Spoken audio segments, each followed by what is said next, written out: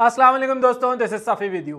दोस्तों, जैसा कि आप लोग जानते हैं कि रमज़ानुल मुबारक का महीना आने वाला है। जिस तरीके से हम लोग अपनी ज़िंदगी के हर काम के लिए प्लानिंग करते हैं या गोल्स बनाते हैं या उसके लिए तैयारी करते हैं, तो क्यों ना रमज़ानुल मुबारक के महीने के लिए तैयारी की जाए और इसमें प्रैक्टिकल प्लान्स बनाए जाए। जैसे आप लोग देखते ही हैं, बेशुमार ट्रेनर्स हैं, स्पीकर्स हैं, आपको गोल सेटिंग और प्लानिंग और बेशुमार चीज़ें बताते हैं। लेकिन इस दफ़ा हम लोग बात करेंगे कि रमज़ान के लिए हमने कौन से प्रैक्टिकल प्लान्स बनाए हैं और उसके ऊपर अब हम देखेंगे कि किस तरीके से उसमें जो है वो हम लोग बेहतर से बेहतर काम कर सकते हैं और अपने आने वाले रमज़ान को खूबसूरत और हसीन बना सकते हैं। तो इसके लिए जो मैंने पॉइंट्स बनाए हैं, मैंने अपने लिए बनाए हैं एक्चुअली, तो मैं चाह रहा था आपके साथ भी शेयर करूं ताकि आप लोगों के लिए भी वो फ़ायदेमंद हो। इससे पहले भी रमज़ान में मैंने जो है वो काफ़ी सारी वीडियोस बनाई थी जिसमें मैंने रमज़ान के फ़ज़ाइल बयान किए थे और मैं मक्का और मदीना भी गया था, तो मैंने वहाँ का एक व्लॉग भी बना के लगाया था। क्योंकि आपको पता है मैं सऊदी अरब में हूँ, तो अल्हम्दुलिल्लाह मैं रमज़ान में ज़रूर मक्का और मदीना जाता हूँ। इस दफ़ा तो कोरोना की वजह से काफ़ी मुश्किलात हैं, लेकिन मेरी पूरी कोशिश है, ये तो बुलाने वाली ज़ात तो अल्लाह की है। अगर अल्लाह ने चाहा तो ज़रूर इस रमज़ान भी जाऊँगा, तो वहाँ से भी आपके साथ बहुत सारी चीज़ें शेयर करूँगा। तो चलिए स्टार्ट करते हैं इस प्रैक्टिकल प्लान की तरफ कि ये है क्या रमज़ान के लिए। देखिए, इसमें जो सबसे पहला मैंने पॉइंट बनाया है वो है फिटनेस टेस्ट। जी हाँ दोस्तों, अब इस फिटनेस टेस्ट के अंदर तीन चीज़ें हैं। एक है आपका स्पिरिचुअल फिटनेस, एक है आपकी फिजिकल फिटनेस और एक है आपकी सोशल फिटनेस। अब इस पर बात करते हैं। देखिए, स्पिरिचुअल फिटनेस का मतलब यह है कि आपने ये देखना है कि इस वक्त आपकी ज़िंदगी में कौन कौन सी इबादत हैं, कौन कौन सी प्रेयर्स आपकी ज़िंदगी में इस वक्त शामिल हैं। क्या आप 5 वक्त की नमाज़ पढ़ते हैं? क्या आप डेली कुरान पढ़ते हैं? क्या आप डेली जो है वो ज़िक्र अस्कार करते हैं या लोगों की मदद करते हैं? ये आपका है स्पिरिचुअल फिटनेस टेस्ट। इस टेस्ट के मुताबिक आपको ये पता चल जाएगा कि इस वक्त मैं किस कंडीशन पर हूँ और अब आने वाले रमज़ान में मैंने अपनी इस फिटनेस को किस लेवल तक जाना है, कितनी इसकी तैयारी करनी है, कितना अपने आप को प्रॉपर करना है इस चीज़ के लिए। तो ये है आपका स्पिरिचुअल फिटनेस टेस्ट जो कि आपने अभी से शुरू करना है, क्योंकि रमज़ान बहुत करीब है। इसके बाद जो मैंने आपको दूसरा बताया, फिज़िकल फिटनेस, आपने ये देखना है क्या मैं फिज़िकली तैयार भी हूँ रोज़े रखने के लिए। क्या मेरे रूटीन इतना ज़्यादा ख़राब है, मेरा खाना पीना इतना ज़्यादा ख़राब है कि मैं फ़िज़िकली इस काबिल ही नहीं हूँ कि जो है मैं फ़ास्टिंग कर सकूँ। क्योंकि आपने देखा होगा बहुत सारे लोगों के साथ ये मसला होता है, कहते हैं कि यार मैं भूखा नहीं रह सकता, कोई कहता है मैं प्यासा नहीं रह सकता, किसी को शुगर का मसला है, किसी को और कुछ मसला है। तो अपना फ़िज़िकल आपने जो है ना फिटनेस टेस्ट करना है कि आप रमज़ान के लिए फ़िज़िकली तैयार भी हैं, आपका माइंडसेट इस चीज़ को एक्सेप्ट करने के लिए तैयार है या नहीं। तो ये हो गया आपका फिजिकल फिटनेस टेस्ट। और जो तीसरा है वो आपका सोशल फिटनेस टेस्ट है। ये सबसे इंपॉर्टेंट है। क्यों? सोशल फिटनेस टेस्ट का मतलब होता है कि क्या मेरी किसी रिश्तेदार के साथ बातचीत ख़राब हुई है, क्या मेरा कोई दोस्त मुझसे नाराज़ है, क्या मेरे माँ बाप मेरे साथ जो है उनका बहुत अच्छा रिलेशन चल रहा है या नहीं चल रहा। ये सबसे इम्पॉर्टेंट टेस्ट है, क्योंकि आपने रमज़ान से पहले पहले इस टेस्ट को करके अपने दिल को साफ़ करना है और दूसरों के दिल को भी साफ़ करना है अपने लिए। ये वो टेस्ट है जो कि आपको रमज़ान के लिए भरपूर तरीके से तैयार करेगा और सारी ज़िंदगी के लिए तैयार करेगा। तो रमज़ान से पहले पहले आपको ये सोशल फिटनेस टेस्ट करना है, जो कि रिलेशनशिप्स के हवाले से आपकी वाइफ है, आपके बच्चे हैं, आपके भाई बहन हैं, माँ बाप हैं, दोस्त हैं, रिश्तेदार हैं। उसमें चेक करें कि क्या किसी के साथ आपकी कोई नाराज़गी या कोई लड़ाई तो नहीं है, तो उसको ख़त्म करें। और इस स्पिरिचुअल जो फिटनेस टेस्ट है और जो आपका फ़िज़िकल फिटनेस टेस्ट है और सोशल फिटनेस टेस्ट है, इसको तरीके से करें ताकि आप रमज़ान के लिए प्रिपेयर हो सकें। अब हम बात करेंगे, दूसरा पॉइंट जो मैंने अपने लिए लिखा है वो है सेट रमज़ान गोल्स। देखिए, हम ज़िंदगी में हर चीज़ के गोल्स बनाते हैं, तो रमज़ान के गोल्स क्यों ना बनाए जाएँ। अभी याद रखें, अभी मैं सिर्फ गोल सेट करने की बात कर रहा हूँ। तो रमज़ान के गोल सेट करने में भी हम इन्हीं तीनों चीज़ों के ऊपर काम करेंगे, जो कि आपका स्पिरिचुअल गोल्स होंगे, आपके फ़िज़िकल गोल्स होंगे और आपके सोशल गोल्स होंगे। अगर फ़िज़िकल गोल्स के ऊपर बात की जाए पहले, तो वो मैं इसलिए फ़िज़िकल गोल पहले आपको बता रहा हूँ क्योंकि जो है वो सबसे इम्पॉर्टेंट मैं समझता हूँ कि है। देखें, जो कुछ लोगों की जो है ना वो नींद का मसला हो जाता है, कुछ लोगों की एक्सरसाइज का मसला हो जाता है और कुछ लोगों की डाइट का मसला हो जाता है। ये वो मेन चीज़ें हैं फिज़िकल गोल्स में जो रमज़ान के लिए आपको उसके लिए प्रॉपरली काम करना पड़ेगा कि मेरी नींद पूरी होनी चाहिए, मेरा जो एक्सरसाइज का रूटीन है उसको मैंने कैसे चेंज करना है, और जो मेरे खाने पीने का प्लान है उसके ऊपर मैं अभी तफसील से भी बात करूंगा, उसका भी एक गोल सेट करना है। अभी हम सिर्फ गोल सेट करने हैं कि मैंने 6 घंटा नींद लेनी है, ठीक है ना, और मैंने जो है वो आधा घंटा एक्सरसाइज करनी है, और मैंने इतना खाना है इतना नहीं खाना, और क्या खाना है क्या नहीं खाना। तो ये तो हो गया आपका फिजिकल टेस्ट हो गया, ठीक है।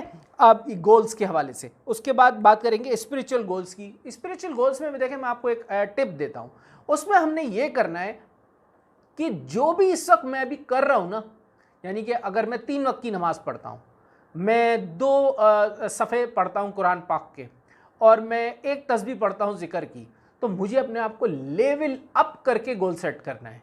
अब मैं 5 वक्त की नमाज़ पढ़ूँगा रमज़ान में, अब मैं ज़्यादा ज़िक्र करूँगा, मैं 1 सिपारा पढ़ूँगा। तो ये गोल सेट कर रहा हूँ मैं अभी लेवल अप करके अपने आप को।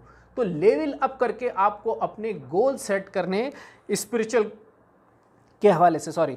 अच्छा, अब ये जो तीसरा है सोशल गोल्स, उसके अंदर देखें सोशल गोल्स में भी हमने ये देखना है कि हमने सेट करना है कि अगर मैं एक इन्फ्लुएंसर हूँ या मेरे ऐसा ताल्लुकात हैं जो कि लोग इन्फ्लुएंस करते हैं लोगों को, आपको देख रहे हैं ना, आप बहुत सारे ट्रेनर्स हैं, स्पीकर्स हैं, अगर आपके उनके साथ राब्ते हैं, उसके अलावा उनको यूज़ करते हुए आपने किस तरीके से रमज़ान के लिए प्लान करना है लोगों तक अच्छी बात को पहुँचाने के लिए।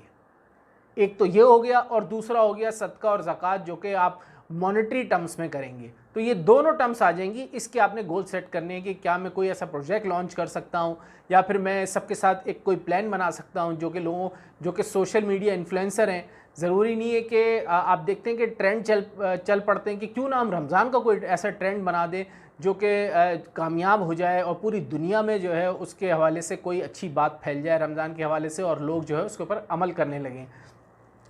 अच्छा, अब इसमें 2 मेन चीज़ें मैं आपको बताता हूँ। जब आप ये रमज़ान के गोल बनाए ना, तो उसमें 2 चीज़ें याद रखिएगा, स्मार्ट एंड स्ट्रेच।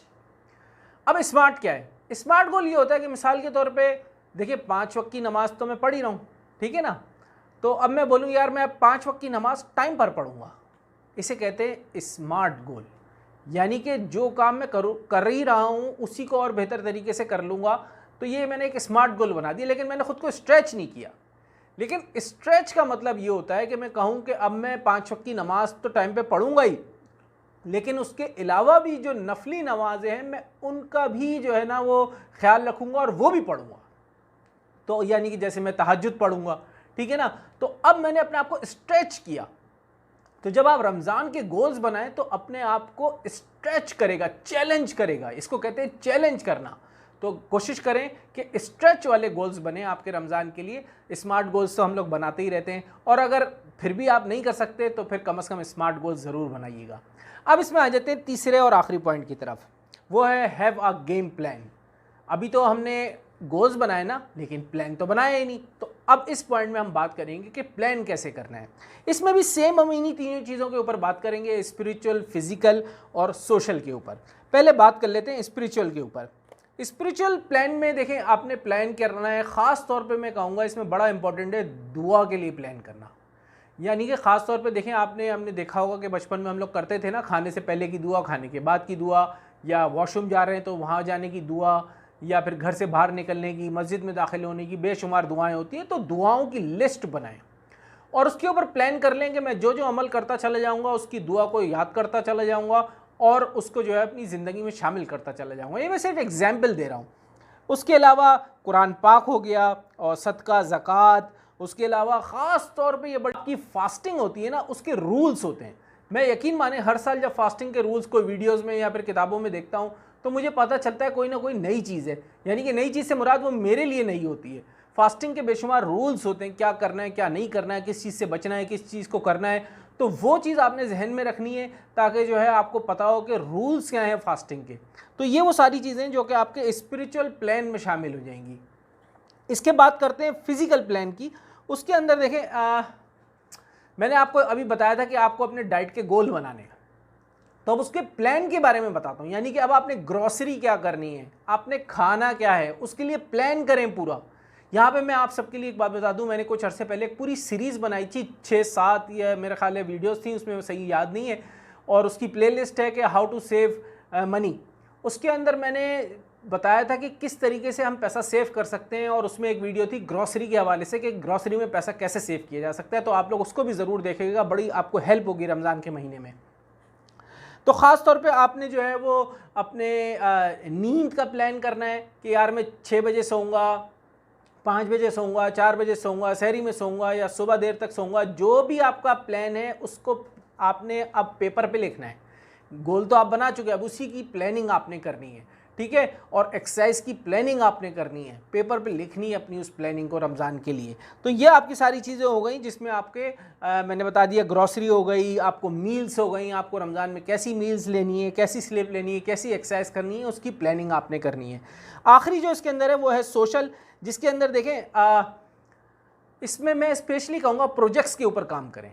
प्रोजेक्ट्स यानी कि प्लानिंग करें प्रोजेक्ट्स की। जो मैंने आपको कहा था ना, जो इन्फ्लुएंसर्स हैं या फिर जो लोग मीडिया पर काफ़ी हैं, अगर आपके उनके साथ राब्ते हैं या नहीं है, तो कोशिश करें अपने दोस्तों के साथ, रिश्तेदारों के साथ कोई प्रोजेक्ट्स तैयार करें रमज़ान के लिए कि यार हम फ़लानी जगह खाना खिलाएंगे, फ़लानी मस्जिद को हम जो है अपने इंतज़ाम में ले लेते हैं, हम वहाँ पे जो है वो सर्विंग करेंगे। उसके अलावा जो है आप सोशल मीडिया के ऊपर अच्छे काम कर सकते हैं। उसके अलावा आप मसाजिद हैं, मदारिस हैं, और बहुत सारी जगह हैं जहाँ पे आप मदद कर सकते हैं। तो ऐसे प्रोजेक्ट्स के ऊपर काम करें कि कोई ना कोई प्रोजेक्ट अपने प्लान में शामिल कर लें, अपने गोल्स में, कि मैं इस प्रोजेक्ट के ऊपर प्लानिंग करूँगा अपने दोस्तों के साथ, रिश्तेदारों के साथ, ताकि रमज़ान में मैं इस प्रोजेक्ट को ख़त्म कर सकूँ। तो ये बड़ी इंपॉर्टेंट चीज़ है। अगर हम सब इसके ऊपर काम करेंगे तो आप देखें कितना ज़्यादा फ़र्क पड़ जाएगा। इस वक्त वैसी बड़ी मुश्किलात हैं कोरोना की वजह से, लोग सर्वाइव कर रहे हैं, लोगों के पास समझ लें कि इतनी सलाहियत नहीं है कि वो अच्छे से जो है वो रमज़ान को भरपूर तरीके से गुजार सकें। तो हमारा ये फ़र्ज़ बनता है कि हम उनकी